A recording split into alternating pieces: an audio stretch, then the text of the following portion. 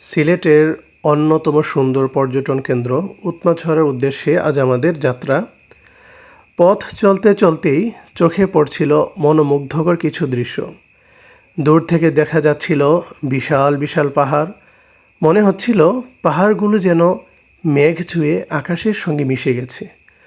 প্রকৃতির এই অপরূপ সৌন্দর্য দেখতে দেখতেই কখন যে সে পথ পেরিয়ে যাচ্ছিল বুঝতেই পারছিলাম না।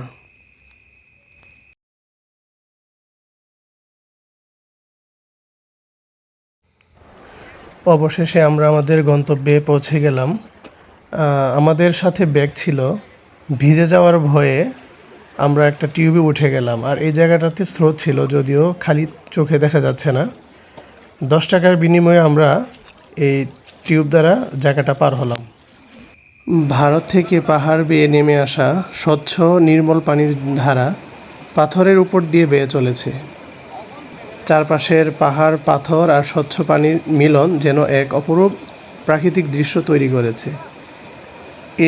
এই জায়গাটাতে প্রচুর স্রোত। এখানে নিজেকে নিয়ন্ত্রণ করা খুব কষ্ট হয়ে যাচ্ছিল। এই যে দেখেন, স্রোত আমাকে ভাসিয়ে নিয়ে যাচ্ছিল।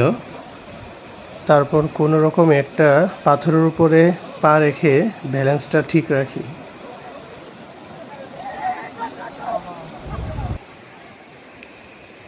আমরা যে অংশটাতে আছি এটা হচ্ছে বাংলাদেশের অংশ, আর ওই যে ব্রিজ দেখা যাচ্ছে, রাস্তা, ওই পাশটা হচ্ছে ভারতের।